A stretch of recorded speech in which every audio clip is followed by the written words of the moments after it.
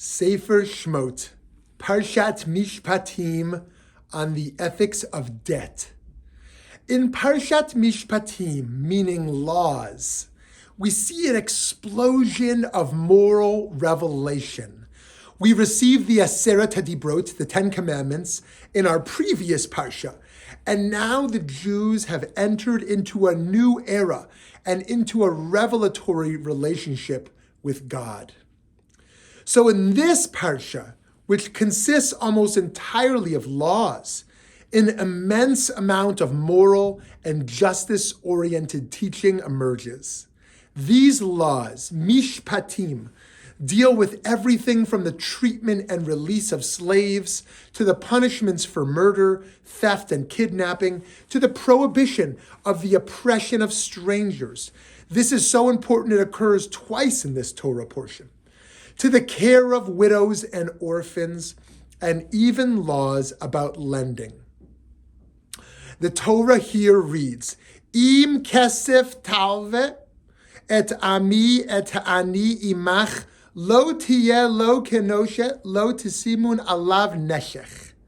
If you lend money to my people, to the poor among you, do not act toward them as a creditor. Exact no interest from them.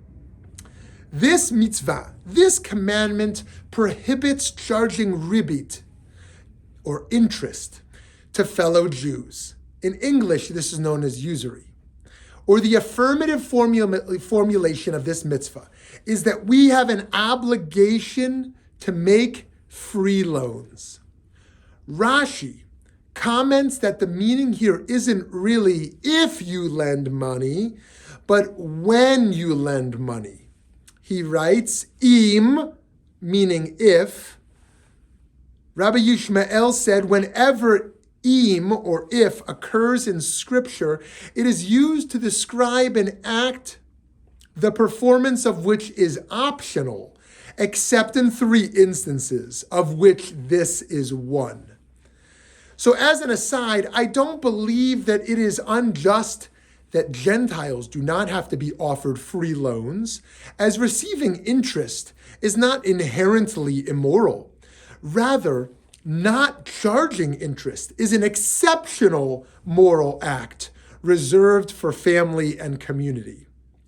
The Torah teaches us that we need to be compassionate in the process of lending so that the dignity of the debtor remains intact. Our original Exodus passage on lending goes on.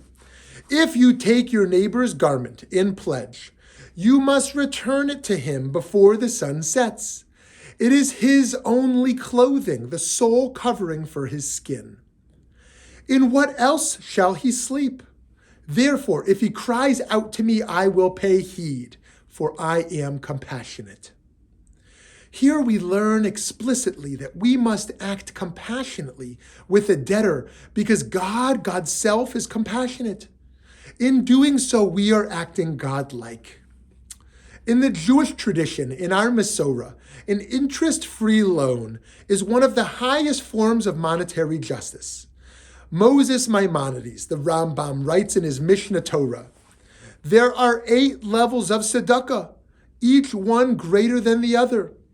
The greatest level, higher than all the rest, is to fortify a fellow Jew and give them a gift, a loan, form with them a partnership, or find work with them until they are strong enough so that they do not need to ask others. Rambam reaches this conclusion by interpreting a related pasuk in Leviticus, a verse in Vayikra, as saying, hold your kinsmen up so that they will not fall and be in need. As with countless issues in the Torah, the application and implications of the anti-interest law becomes complicated in the practical world. The dignity of the poor, of course, must be given the utmost respect. And at the same time, there needs to be an incentive for a lender to make loans. In a more advanced economy, people have their whole livelihood through lending money. and people need loans to live self-sufficient lives. As a result, the rabbis created a workaround to the problem via the concept of a heter iska, or an exemption contract. A similar difficulty used to occur during the Shemitah, the Sabbatical Year. 5782, the year we are currently in, happens to be a Shemitah year. At the end of the Shemitah year, all debts between Jews were supposed to be forgiven. However, this caused problems in the time leading up to the scheduled debt cancellation, as it would be very unattractive for someone to give a loan that would be forgiven almost immediately. As a result, Rabbi Hillel, over 2,000 years ago, created the prusbul, a loophole that allowed the lender to technically transfer the loan to a rabbinic court, allowing the poor to access the money they needed. The Mishnah relates in Tractate Gittin, Mesechet Gittin, and Hillel instituted a document that prevents the sabbatical year from abrogating an outstanding debt for tikkun ha'olam, for the betterment of the world. So from the moral principles laid out in our Parsha, we can find several lessons about how we should be treating debtors in general, and sometimes specific cases as well. For one, obviously, the predatory lending and excessive interest rates that are all too common today cannot be reconciled with our Torah values. The Rambam sees Exodus's anti-interest law as a direct repudiation of predatory lending. He teaches, anyone who acts as a creditor towards the poor, when he knows that the debtor has nothing to repay, breaks a prohibitive commandment, as it is written, you shall not act like an extortioner toward him. And the God who sought to protect people from unnecessary debt clearly would not approve of the crippling medical debt and student debt that currently plagues the United States. Americans currently owe $1.75 trillion in student loans, and according to a recent Stanford University study, about $140 billion in medical debt. Such financial burden is not just incredibly stressful and overbearing emotionally, it can also be debilitating to one's mobility in life. Now, to be sure, creditors clearly have the right to the debts owed to them. A number of loans default, so there's risk to the creditor. And as the Jewish tradition has shown us, there needs to be some incentive for lenders to lend. At the same time, the dignity of all people, especially those most in need, must take priority. The Talmud lays out a basic system of priorities in lending. Yosef learned, when you lend money to my people, if the choices before you are a Jew and a non-Jew, a Jew has preference. The poor or the rich, the poor takes precedence. Your poor, your relatives, and the general poor of your town, your poor come first.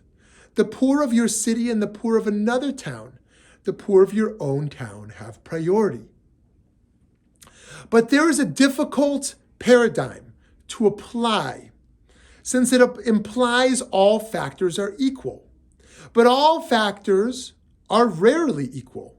What if one's parent has a cold, but a stranger is in dire straits? What if one's neighbor has minor financial hardship, but someone on the other side of the world has a life or death need? We will need more tools to decide where to make our loans and how to prioritize. All of this, as in the days before Hillel created the prusbul, demands a solution. The conversations around medical and student debt cancellation are a good starting place, even if we have not yet found a policy that is both practical and just. Additionally, the government can provide access to more low-interest loans, helping citizens avoid getting into insurmountable debt in the first place. In the Jewish world, Jewish Free Loan is an organization that, as outlined in our Parsha, provides these types of interest-free loans. From the debt-related mitzvot and their interpretation throughout the generations, we learn that there needs to be a middle ground beyond the overly demanding standard of no one charging interest, and on the other hand, a system that makes lenders unjustly wealthy at the expense of the most vulnerable. May we achieve this work together. Shabbat